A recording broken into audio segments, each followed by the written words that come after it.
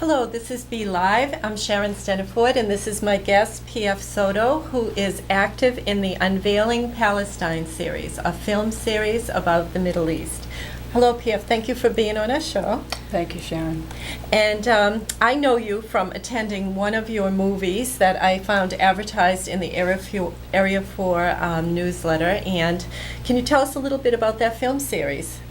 Sure. It's basically we show these films to be an antidote to mainstream media, which tends to just provide Americans with the Israeli viewpoint. There's a shocking lack of honest news reporting in this country, and it's very critical to Americans, whether they realize it or not. We send billions of dollars every year to Israel, one of the wealthiest countries in the world, and what's going on with the Palestinians there is, we hope, once Americans know, they'd be appalled. We get just the opposite. It's almost like, the world is turned upside down when you watch mainstream news from the reality of what actually goes on over there.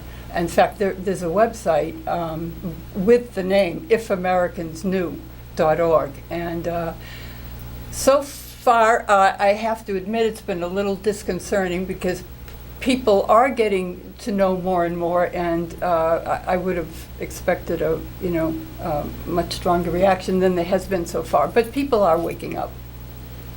I know that when I attended the one movie that I saw, it was very unsettling. It was very powerful and emotional.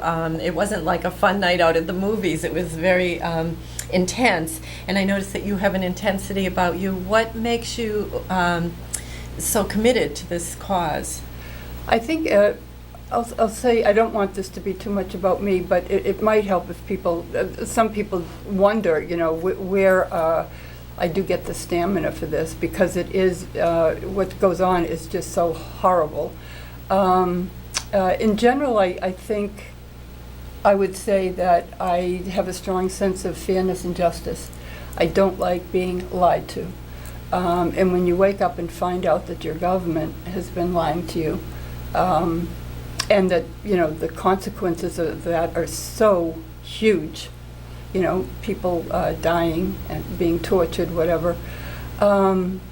It's just, I'm just someone who cannot not do anything. I know some people who say, I can't take it. This is too depressing. It angers me. I can't take it. And for some reason, I find that my anger helps me to continue, because it's a lot of work. It's very frustrating. It's frustrating to see the other side with their influence in our government, the ownership of the news media, the obstacles that are thrown up by anyone who wants to, provide reality. And it's not just about Palestine. I mean, that's true about so many things. 9/11 is another issue. We have to, unfortunately, do a lot of work, and no one makes it easy. I have people that help me deliver flyers in the neighborhood every month. A few days before the film, advertising the film, I get threatening phone calls about that. These are documentaries, and many of them have a lot of Jewish voices on them. I mean, it's another thing people don't understand is there are an awful lot of not just Jews but Israelis that are every bit as appalled as we are who know what's going on. So to give an example of the obstacles, I started off with a group in Somerville called the Somerville Divestment Project, and we started off showing our films. I initiated it because I feel like you can't just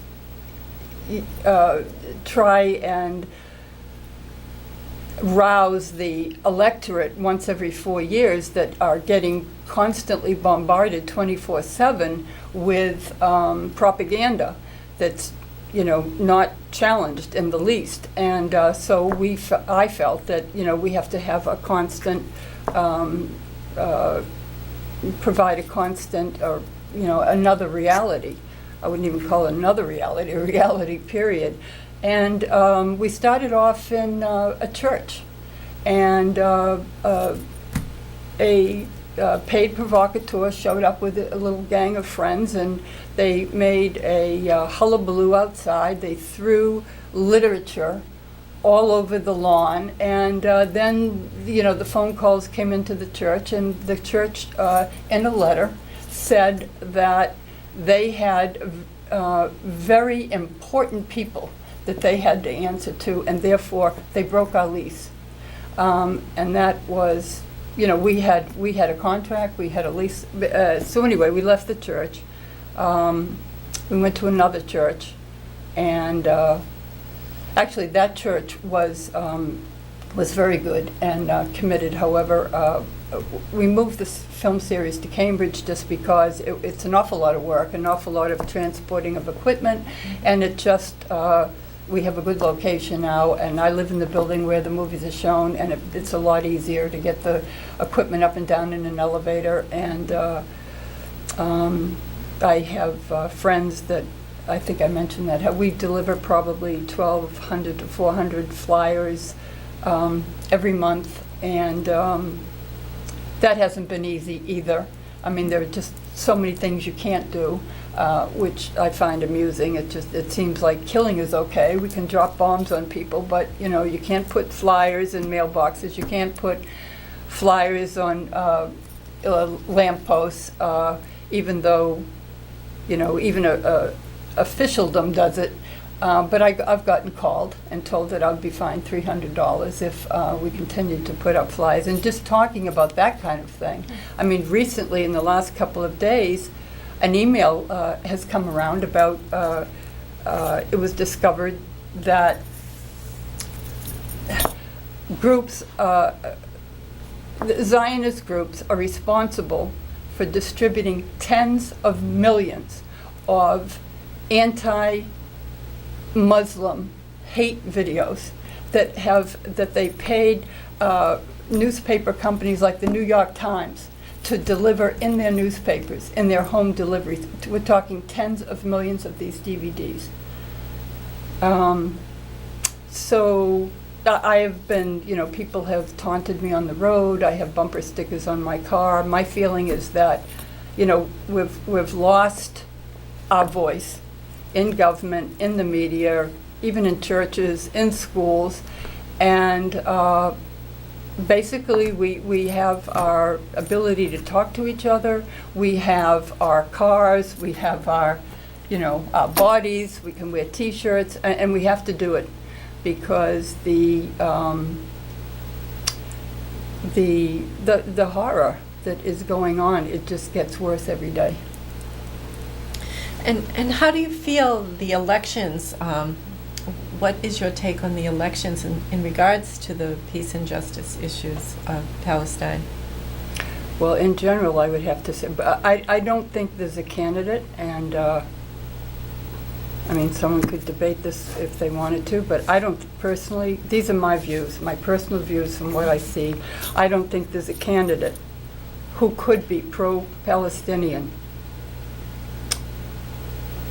even pro-democracy, who would be allowed to reach, the level of being a candidate in what I call the November Follies. And it took me a long time to realize this. I worked very hard back in 2003 and 4 in the Dennis Kucinich campaign because everything he stood for is what, in fact, Americans want, if you believe the polls. And they make a mockery out of him. I happened to be in the hospital at the time that those primaries were going on, and I think one example is pretty instructive. I was there with my literature, and because I just think it's critical for all of us to talk. But at any rate, a fellow came in at night. It's probably to give me a pill or something, and he saw my Kucinich pen, and he said, "Oh, Kucinich."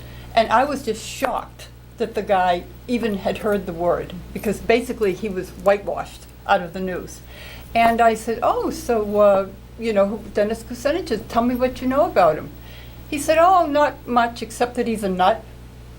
And I said, really? I said, where did you hear that from? Oh, the media. I gave him a piece of literature, and I said, you know something? Take this back with you. When you get a chance, look it over. And the next time you come by to my room, tell me what in there you think is nutty. And a day or two, he came back, and he said, wow, this guy is something else. I said, well, take media with a grain of salt. And I wouldn't say that today. It's gotten incredibly worse in terms of, to answer your question, I think I strayed a little bit. The elections to me are, opiate for the masses.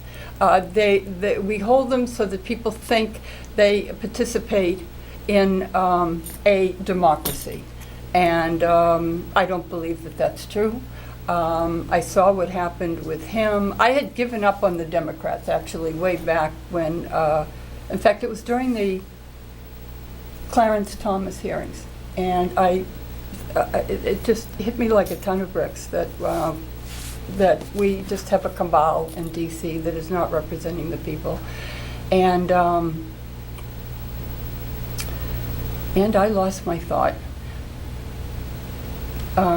We're talking about the elections and your thoughts about the media and the elections. So to me, it's November Follies. Nobody that's running, and it doesn't make me happy to say this. I'm just the messenger, but there's no one that represents us in terms of Palestine. I mean,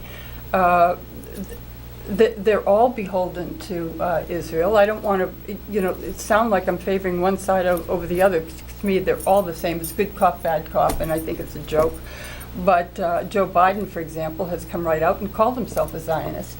And again, I don't think you would get there if you weren't with the program. And it's probably worse since 9/11, I would imagine.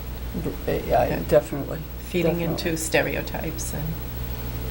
So I understand there's a Boston Palestinian film festival coming up, and that's at the Museum of Fine Arts.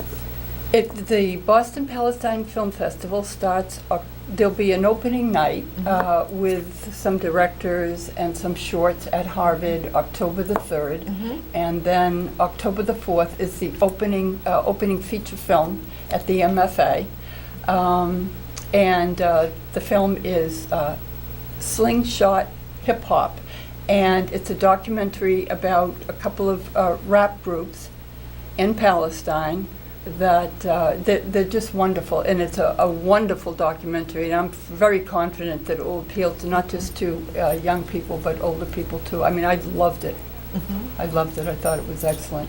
And I will put up the address of the website so people can have a look. Whoops. There's plenty of information up there. You can buy your tickets online at this site. You can also, there are links to the venues. You can buy the tickets at the venues. There'll be, information about directions and so forth. Okay. And that goes on for 9 days. Good. And you have some more contact information? Well, I have my website, rule19.org, which has there are two